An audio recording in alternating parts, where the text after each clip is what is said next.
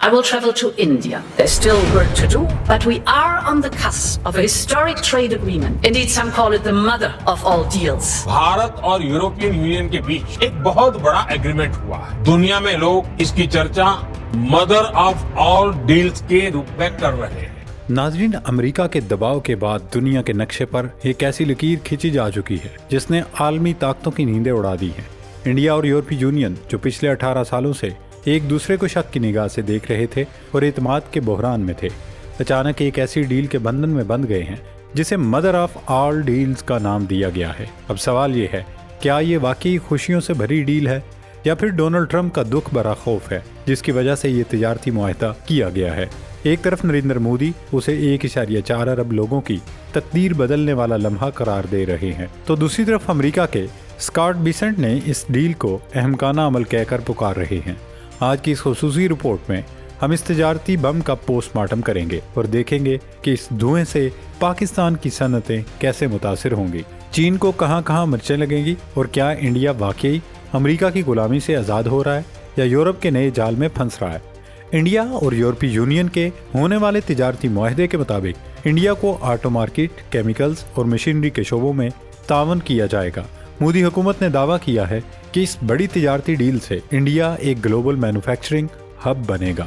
लेकिन असल सवाल ये है कि जब जर्मन गाड़ियाँ और इटली की मशीनरी सस्ती होकर इंडिया में उतरेंगी तो टाटा और महिंद्रा जैसे मकामी ब्रांड्स का क्या बनेगा। क्या मेक इन इंडिया का नारा सिर्फ इश्तिहारात तक महदूद रह जाएगा। हकीकत यह है कि इंडिया ने अपनी मंडी का एक बड़ा हिस्सा यूरोप के हवाले कर दिया है और इसके बदले में उसे सिर्फ ये उम्मीद मिली है कि इंडियन टेक्सटाइल और स्टील को यूरोप में जगह मिलेगी। लेकिन याद रहे, यूरोप मुफ्त में कुछ नहीं देता। उसने इस डील के बदले इंडिया की सप्लाई चेन पर अपनी गिरफ्त मजबूत कर ली है। पाकिस्तान और बांग्लादेश के लिए ये खबर किसी डरावने ख्वाब से कम नहीं। बांग्लादेश की मईशत का सारा दारोमदार उसकी टेक्सटाइल बरामदात पर है जिसे अब तक यूरोप में ड्यूटी फ्री रसाई हासिल थी।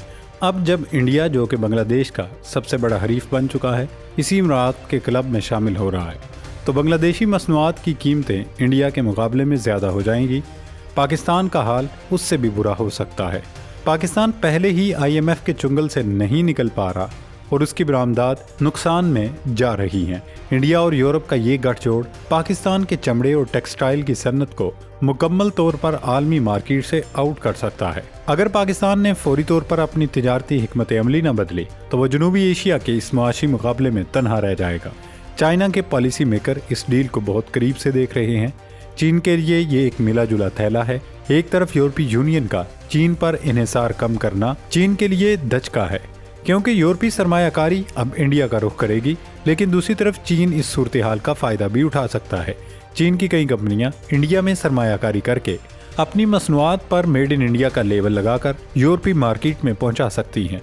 इंडिया मगरबी ब्लॉक का वो इक्तसादी सुतून बन रहा है जो एशिया में चीन की बालादस्ती को चैलेंज करने की सलाहियत रखता है। इंडिया यूरोप गठजोड़ दरअसल चीन के बेल्ट एंड रोड का मुआशी तोड़ है। अमेरिका इस वक्त एक गुस्से में भरे हुए बदमाश का रूप धारे हुए है। सदर ट्रंप की वापसी के बाद अमेरिका की सबसे पहले अमेरिका पॉलिसी ने इंडिया को दीवार से लगा दिया था।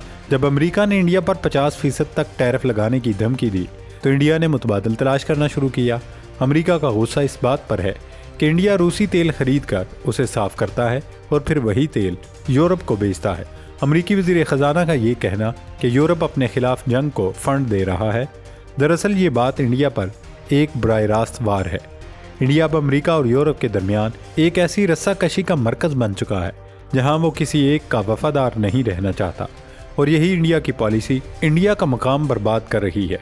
और अब दोबारा इंडिया की डाइवर्स फॉरेन पॉलिसी का इम्तिहान है कि वो ट्रंप के टैरिफ से बचकर यूरोप की मंडी में कैसे सरवाइव करता है। इस पूरी कहानी में मुत्तहिदा अरब अमारात का जिक्र करना बहुत ज़रूरी है क्योंकि इंडिया ने यूरोप से पहले UAE के साथ जो CEPA मुआहदा किया वो दरअसल इस बड़ी डील का ट्रेलर था।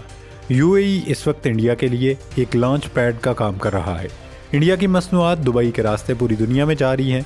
यूरोपीय यूनियन की इस डील में UAE की सरमायाकारी और लॉजिस्टिक नेटवर्क रीढ़ की हड्डी की हैसियत रखते हैं। इंडिया अब एक ऐसा तिजारती हब बना रहा है जिसका एक कोना यूरोप और दूसरा दुबई और तीसरा दिल्ली है। ये तिजारती हब अमेरिका और चीन के असर व रसूख से बाहर एक नई मुआशी ताकत बनकर उभरने की कोशिश है جس کو پہلے امریکہ نے پالا ہوا تھا مگر اب امریکہ اس کی اجازت نہیں دے گا، صدر ٹرمپ انڈیا کو کاؤنٹر کر رہے ہیں۔ انڈیا کو یہ بات سمجھ جانی چاہیے کہ یورپ کے ساتھ دوستی اتنی سستی نہیں ہے۔ جو انڈیا اپنے تمام مقاصد جلدی حاصل کر لے گا، یورپی یونین نے انڈیا کے گلے میں کاربن ٹیکسز کا ایک ایسا پھندا ڈال دیا ہے جو انڈیا کی سٹیل اور سٹیل سے جڑی صنعتوں کو برباد کر سکتا ہے۔ انڈیا میں بجلی بنانے کے لیے ابھی بھی کوئلہ استعمال ہوتا ہے اور یورپ کا نیا قانون کہتا ہے کہ گندی توانائی سے بنی مصنوعات پر بھاری جرمانہ لگے گا۔ اس کے علاوہ یورپی پارلیمنٹ میں اکثر انڈیا میں انسانی حقوق اور مذہبی آزادیوں کے حوالے سے قراردادیں منظور ہوتی رہتی ہیں۔ یورپ جب بھی چاہے گا انسانی حقوق کا کارڈ کھیل کر انڈیا کی برآمدات کو روک دے گا۔ کیا انڈیا اپنی خود مختاری کو یورپی ریگولیشنز کے ہاتھوں گروی رکھ چکا ہے؟ یہ سوال ہر انڈین شہری کو سوچنا چاہیے۔ اگر ہم جشن سے ہٹ کر اس کو مختلف اینگل سے دیکھیں تو انڈیا نے اس ڈیل کے لیے بہت کچھ قربان کیا ہے۔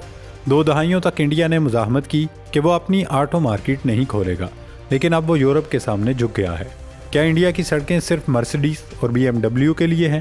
کیا انڈیا کا عام مزدور اب یورپی مشینوں کا غلام بن جائے گا؟ برطانیہ کے ساتھ ہونے والی ڈیل کی طرح یہاں بھی خدشہ ہے کہ سستی یورپی مصنوعات انڈین مارکیٹ کو ڈمپنگ گراؤنڈ بنا دے گی۔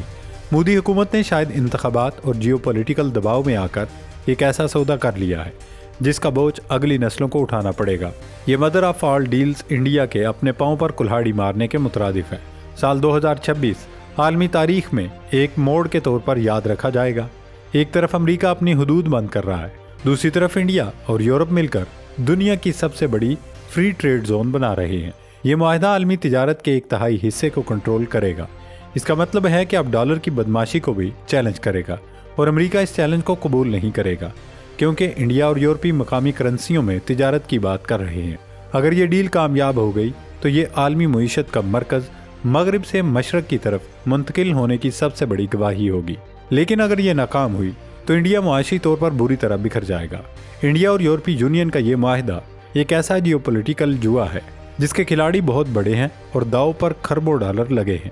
انڈیا نے یہ ثابت کرنے کی ناکام کوشش کر رہا ہے کہ وہ اب دنیا کا نیا چین بننے کے لیے تیار ہے۔ کیا یہ واقعی ایک نئے دور کا آغاز ہے یا پھر صرف ایک وقتی طور پر تجارتی کارڈ کا سہارا لیا گیا ہے؟ وقت بتائے گا mother of all deals India کو عالمی سپر پاور بناتی ہیں یا پھر جرمنی اور جاپان کی طرح ابھرتی ہوئی معیشت کو تباہ کروا بیٹھتی ہیں۔